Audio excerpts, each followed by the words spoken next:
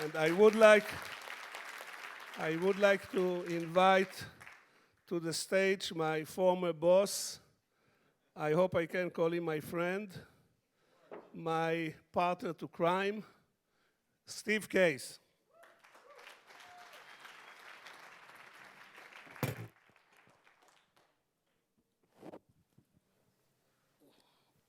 First of all, congratulations on a great conference. I remember when you first started talking about DLD over a decade ago. It's been amazing to see what's happened. It's great to have it here in New York City.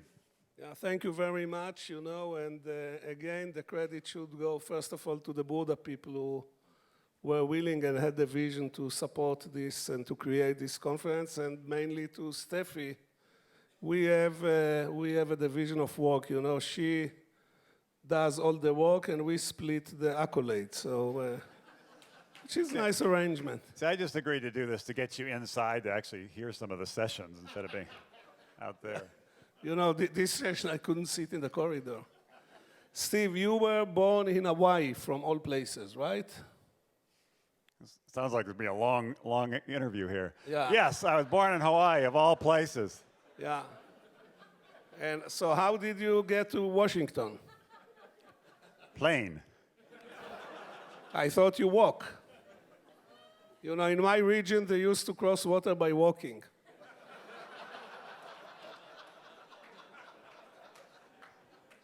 No, can you tell us a little bit on your... I'll tell you briefly. I grew up in Hawaii. Both my parents were born and raised in Hawaii. And I went to college in Massachusetts. Then, and at the time, actually, I graduated in 1980, I fell in love with the idea of the internet. I read a book by Alvin Toffler called The Third Wave that talked about this idea of an electronic frontier. This was 79, I think. I just fell in love with it. But when I graduated in 1980, there actually were no companies to go to. It was still just science fiction, sort of futuristic. So I then worked for Procter & Gamble for a couple of years and PepsiCo for a year, all the while looking for a way to kind of break into this. And finally in 1983, moved to Washington, D.C., joined a startup doing something peripherally on this. At the time, people didn't have PCs, but they had Atari game machines. Unfortunately, that failed, but two of the people I met there, we started AOL in 1985, so 29 years ago, when it's crazy now to say this because we all take it so for granted. But when we started, only 3% of people were online. And those 3% were only online on average 1 hour a week. So when we said we wanted to get America online, we were dead serious. So this was America Online, and this was 88. And then the internet became popular. And then all of a sudden, you find yourself running the biggest company in the space. Yes. Well, it's also, the other thing I'd point out is that we started in 1985, but it wasn't until I think it was 1991 that actually was legal to connect a business, a commercial business, to the internet. Up until 1991, it was limited to government institutions and educational institutions. So the first 6, 7 years, we actually had to build our own everything. It was only a few years later that we were able to connect it. And we went public in 1992 as the first internet company to go public. But we've been at it for almost a decade. We had 200,000 customers. So it was not like it was catching on. It was a slow slog, frankly. But then, a few years later, when PCs had modems built in and the web emerged, and people, it suddenly kind of in the mid to late 1990s, that's when it really took off, and we added something like 25 million customers in less than 10 years. So the second 10 years worked a lot faster than the first 10 years. Yeah, as we say, the first million users are the most difficult ones. First 10,000 users are the most difficult, but then eventually you get to... Yeah, now I recall it was not our first meeting in Davos in the stairs on the hotel, but I remember that when I met you, it was, I think, 97, we spoke about the merits of chat rooms. And AOL, part of the magic formula, we can now tell it, right? Until now we kept it to ourselves. But part of the magic formula was to offer these chat rooms to people, and they drove into these chat rooms. Well, it was a little broader than that. Our bet early on... You're going to ruin a good story. Okay, go ahead. Early Look, on, these guys are not interested in facts. They're interested in good stories. early on, our bet was that the killer app, if you will, of this, and almost the soul of the medium would be people. And we called it community. Now it's called social media, but that was really the big bet. Chat rooms and instant messaging and all of the different things that came out at that time. Texting really were kind of related to that belief that ultimately, while content was going to be important and commerce was going to be important, there are a lot of different things that would be important. The community really was going to be the foundation of this medium. It still is today. Over half of all our use was community features. If you look at the traffic now of obviously Facebook and Twitter, many other things, it's still dominated by this community, this desire for people to be connected, whether it's people they already know or people they would like to know because they might have some shared interest. So you kind of embark intuitively on the understanding that threading people together, creating community interest group, etc., is the key to the internet. I remember your newsletters, which you sent to your loyal customers. Most of them were loyal because in the beginning there were not much other alternatives. Well, there were, but thankfully most people decided we were the best alternative. There are a bunch of other CompuServe and The Source and Prodigy and MSN from Microsoft and AT&T. There are a bunch of people that were part of that first wave of companies. Yeah, okay, but so you had these users and you send them emails with your thoughts. You remember this? When I came to work for you, I asked you to get a collection of them. And I did. It was an interesting insight because it was now 15 years ago, and he said that it was these letters I'd write every month. It was sort of, I felt like I was not just CEO of the company, I was kind of like the mayor of our community that we're building, and we heard some earlier discussions about how you build cities, how you build communities, and we really felt that people were on this journey together, and they were pioneers in trying to build this together. And so I would write this monthly kind of update, kind of here's what's we're doing, here's what's working, here's what's not working. And when we first started working together, he said, you really should get somebody to put those all in a binder because someday that'll be a little bit of a history lesson. So I did. Of course, I did what Yossi said. You still keep the copy of them? I do, yes. I do. I know I gave you one too, so if I lost mine, I can borrow yours. What about the idea we played many times with of publishing them as a book?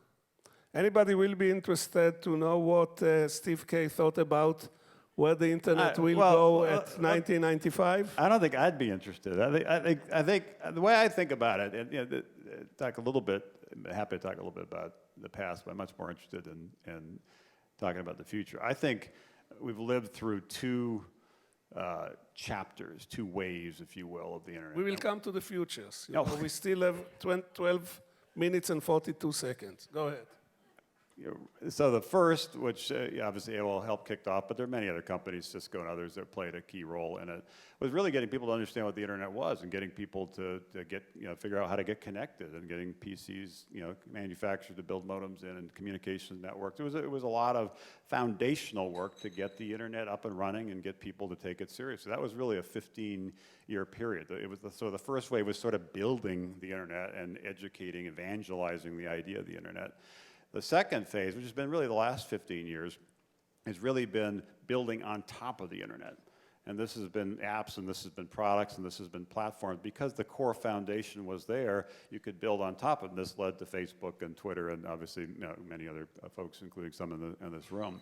And that will continue, this phase of products and platforms. But I actually think we're about to see this third wave of the internet, and I think it'll be probably the next 15 years, which actually could be the most interesting one, because instead of building the internet or building on top of the internet, it's really integrating the internet in a seamless and sometimes invisible way throughout our everyday lives. And people talk about this with things like Internet of Things. People talk about this in terms of reimagining learning and health and transportation and energy, huge parts of our lives, huge parts of our economy, frankly, that haven't really been disrupted very much. So I think it's really going to be a big change. But there's two things about it that are going to be different than this last wave. And I'm not sure people fully thought this through. At least this is what I think will happen. We'll know 15 years from now exactly what will happen.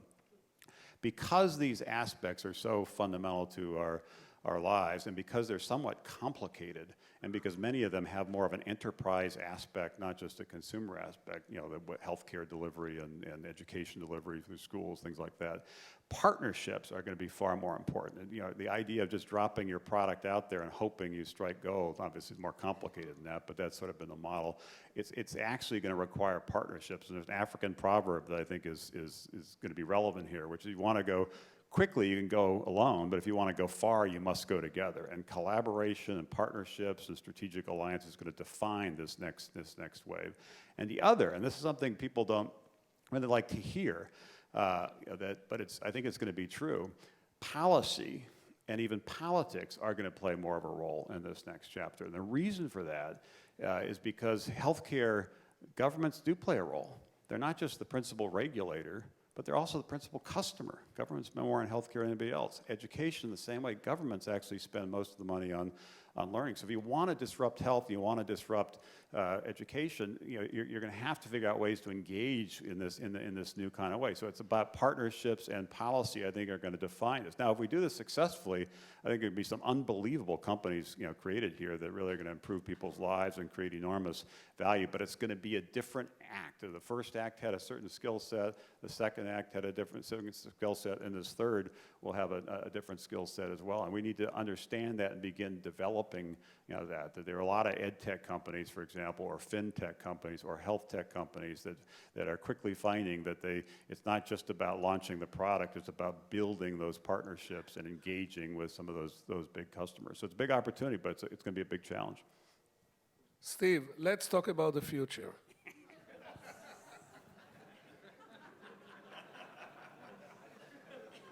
Now I want to talk about the past. Tell us against this vision that you just shared with all of us. By the way, I don't understand how you are willing to give away your thoughts, and now everybody can go and compete with you again with having these ideas of yours. Well, hopefully some of them have investment firm revolution, which we say we invest in people and ideas that can change the world. So hopefully some of them are actually. Let's talk about revolution. So tell us a little bit what revolution is doing and what it has accomplished so far and where you intend to take it. Well, a lot of it's tied into these themes. We started this about a decade ago and invest about $200 million a year, some into earlier stage ventures, some into later stage growth businesses. But they're all ideas that we think have the potential to be obviously big transformative platform companies, and some are in the area of like health. We backed Everyday Health, actually a company based here that recently went public. We backed Runkeeper, a mobile app. It's been quite, tens of millions of people are using that. So health has been one focus. Education is another focus. Backed a company called Echo 360 that's actually working with 700 colleges and universities. I know there's a theory that all the learning will go to the cloud and all colleges are going to, kind of close up shop. I think that's pretty unlikely and pretty naive, because there are 20,000 colleges in the world and there are 100 million students, and that's actually where all the money is. And so that's where most of the learning is. So we're partnering with colleges and trying to evolve more of an active learning platform. We backed a company in Austin called Big Commerce that's trying to power people that want to play in the global e-commerce market. We think we've seen a long tail in content. We're going to start seeing a long tail in commerce. And just actually, and a thing that's a little bit different, we recently backed a company that just opened a few months ago in New York, which I mentioned, called Sweet Green, which is trying to revolutionize healthy eating. They opened, there's a restaurant not far from here, a fast casual restaurant. We think they could be the Chipotle of that space. And if we're going to solve our healthcare problem, it begins with paying attention to what's at the end of our forks, and having healthier options out there in a fast casual environment we think is important. And Chipotle, just from an investment standpoint, it's worth pointing out that it's worth $15 billion. So there's some big industries here that can be disrupted, and it's not just the pure play tech opportunities. Steve, you are involved in a number of civic undertakings. I know that you attribute to it very high importance, you and your wife. One of them is trying to fix the innovation machine in this country, or to improve it, or to make it more efficient. Yeah, it's obviously been pretty good, but I think there's a risk to it. And the way I think about this is, 250 years ago, America itself was just a startup. It was just an idea. 250 years later, in part because of the agricultural revolution, which America largely led, then the industrial revolution America largely led, and the technology revolution America has largely led. It's now the leading economy and therefore the leader of the free world. That's not an accident. That's the work of entrepreneurs creating not just companies, but entire industries. So it's really part of the American story. I live in Washington, D.C., and you drive through the mall and you see all these monuments to Washington, Jefferson, and so forth, which is great. They built the democracy. They built the republic, really important. But the reason we're the leader of the free world is not just because we've had a stable democracy, but we've been the most innovative entrepreneurial nation. So figuring out how to build on that and things like access to capital, Congress actually passed in a bipartisan bill a couple of years ago, the Jump-Starting Our Business Startups Act, a bill to provide more access to capital, including legalizing crowdfunding, which has been illegal for almost a century. Now the big fight, and hope everybody engages here on it this summer, particularly, is passing immigration reform. We now have a global battle for talent, and if we don't change our immigration policies, we're going to lose this battle, and we're going to lose our edge, we're going to lose our way. We're not going to be the most innovative entrepreneurial nation.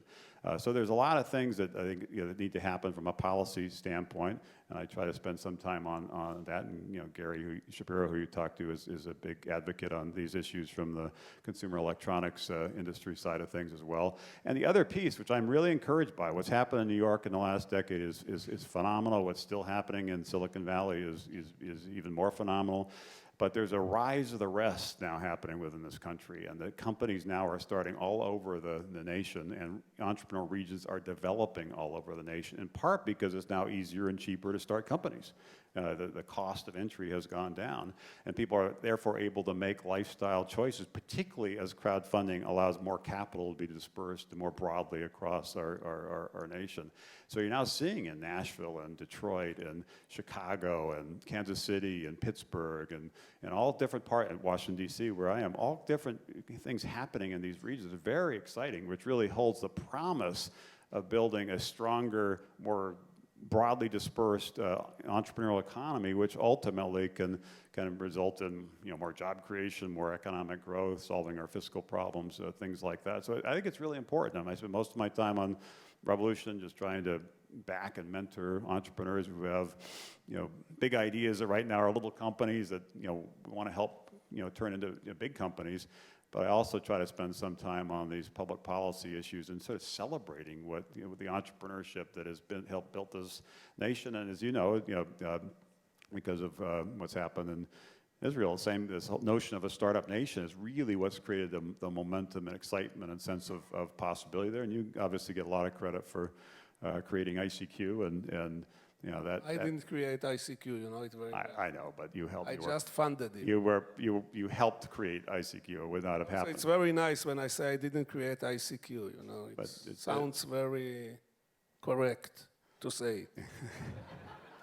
And part of the reason we ended up acquiring ICQ was every time I'd go to a conference, Yossi spends all his time going to conferences. He never actually attends any sessions other than this one, but he spends all his time going to conferences. Listen to this, because you are going to hear a great marketing. Well, if he does say so himself. So basically, we go to these conferences, like pretty much all over the world, and every month or so, I'd see him at something, and he'd just slide a piece of paper in front of me with the latest ICQ user statistics. And it basically, his idea was eventually I would realize this is spreading virally and we would acquire it, and that's exactly what we did. So that was his. He didn't hire an investment banker. He just sent these little Post-it notes and stuck them on my plate wherever I happened to be. We used to, this is what we do anywhere in the world. This is what we do for 2,000 years with the Wailing Wall. We put notes.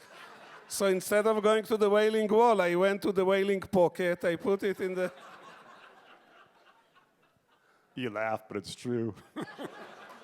But this is not what you explained when we brought all the kids, to AOL. When we sold the company, he spoke to all the 66 employees of ICQ, and he said, I figured the only way I will get rid of Yossi putting the notes in my pockets is that I buy the company. And it obviously was a great acquisition. Another example of what we started talking about at the beginning, the importance of community and connecting people. By the way, seriously, I have a theory why eventually I understood why you bought the company. And I will try the theory. Now I'm, for a minute, serious. Now I will try this thing on you. At that moment, AOL had its instant messaging, and we were the only one other than AOL who have the instant messaging, and we understood, and you understood the power, how young guys want to use it. And I think this was one of the main driver of traffic to AOL. The kids wanted AOL because of the instant messaging. And when you saw that we come, you wanted to lock the business. And luckily for you, our revenue was less than $10 million. So this was not antitrust. So you went and bought us. Well, there's some truth to that. Yeah, as I said, we all believed in community, and we also always believed that you had a core brand, and having a portfolio of brands made sense. We also acquired Netscape and MapQuest and a whole bunch of things over the years. And the other thing I'd say, and it ties in actually something presently happening with Facebook. When we went public, I mentioned we went public in 1992. The value of the company when we went public was $70 million. 8 years later, it was $150 billion. So it was a pretty good run. Part of the reason all because of ICQ, of course. Part of the reason was the core business. AOL business was growing like crazy. But the other part of the reason is we were using our stock to buy other assets. We bought 30-something companies to have a broader portfolio of businesses. And there were some, like ICQ, that were partly opportunistic in terms of a new brand, a new platform, but also somewhat defensive, exactly what you're saying. And I think part of the reason Facebook bought WhatsApp was not, and people talked about what's the value. I believe what they were thinking, this was more a defensive move than an offensive move, and what they were thinking is, since they're worth much like WhatsApp.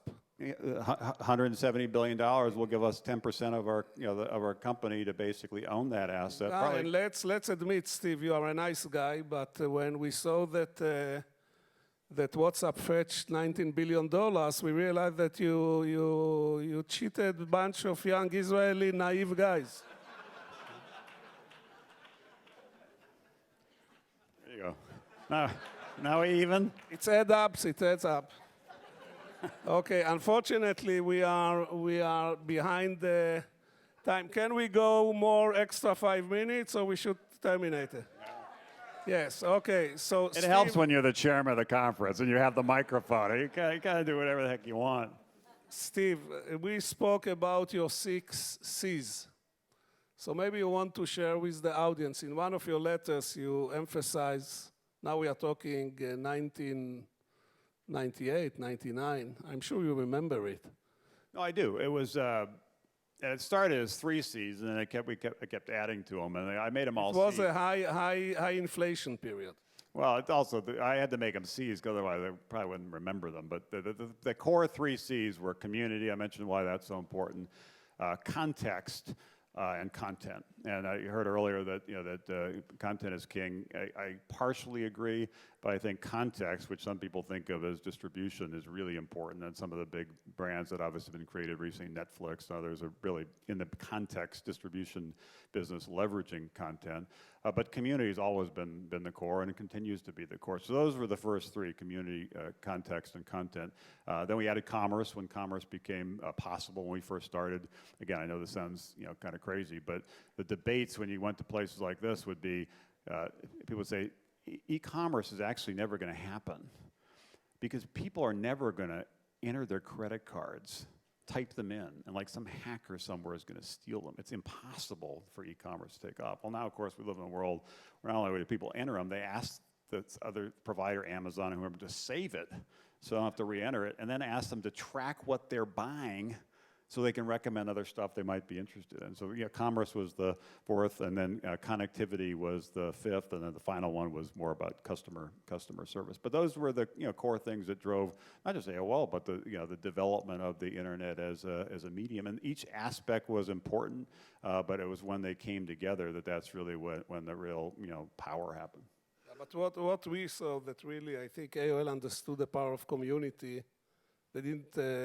They called it community only a little bit later, but really ahead of everybody else. Before we close the session, I want to ask you, what do you think about the fact that some of AOL revenues this year is made out of dial-up income. Well, when we did the merger, now almost 15 years ago this January, I kind of stepped aside as CEO, so I can't say I'm like the current expert in AOL, but I'm not surprised there's some continuing interest by some number of people in that same offering, particularly depending on where they are. Not everybody in the country, not everybody in the world has broadband access, even though it's hard to. What's that? Some I forgot to turn it off. I guess that is another theory of the case. But there's a broader point that I will make, because to talk about AOL and briefly on the merger, because I think there's a lesson here beyond AOL and Time Warner, which is when it goes back to actually we're talking about making sure we remain the most innovative entrepreneurial nation. The reason entrepreneurs are successful is because they're disrupting the status quo, they're challenging the status quo, they're attacking the status quo. They're really attackers. But at some point, when you get a certain success, you tend to slip from being an attacker to being a defender, and that happened with AOL, and it certainly happened after the merger, and that's when AOL started losing its momentum, and you see that in many other instances. Now, there's some exceptions to the rule, and some companies like Amazon and Apple and Google have done a remarkable job, given their scale, of still having that attacker mindset. But it's really important that we understand that, and really important as we think more broadly about the country, is making sure we maintain that attacker mindset. We don't get complacent, because the world is, as you all know, because some of you are part of it, getting hyper-competitive. And we've seen the globalization of manufacturing. We've seen the globalization of capital. We're now seeing the globalization of entrepreneurship. And we need to double down on our entrepreneurs and our entrepreneurial ecosystems, so we can remain the leader and can continue to be building the next wave, this third wave I talked about. And that's not to say that we don't want to support other regions, and I think the only path to a safe, stable world is a world where there really is hope and opportunity every place. We helped start a venture fund in the Middle East, for example. We thought maybe if people in Ramallah had the opportunity to create some jobs, they'd be less likely to think about all. You can applaud this specific. But this idea of jobs and opportunity is really important. But at the same time, we need to make sure that this story of America's last 250 years is the next 250 years is equally interesting. And what can only happen if we remain innovative, and that can only happen if we recognize what got us here. And the issue I mentioned, I hope you'll weigh in, because the House, I think, will be dealing with this in the next couple of months, is immigration reform. So we really can continue to win this battle for talent. Many of you come here hoping to get educations, and sadly, we will then often kick you out, force you to go home when you want to stay here. And that's insane. It's sort of the equivalent of luring people from China to our naval academy, teaching them our naval strategies, and then forcing them to move back to China to join the Chinese Navy. It's insane, and we have to stop it. But you need to make sure your voices are heard. But I'm optimistic. I think our best days are ahead, but only if we recognize what got us here, and we remain kind of nimble and innovative and entrepreneurial. And it starts with what individual companies do, but regions, what's happening in New York City or happening in Tel Aviv or happening in other parts of the world is important, and what happens at sort of the national level is also important. So I hope everybody kind of focuses on that as well, while building hopefully great companies.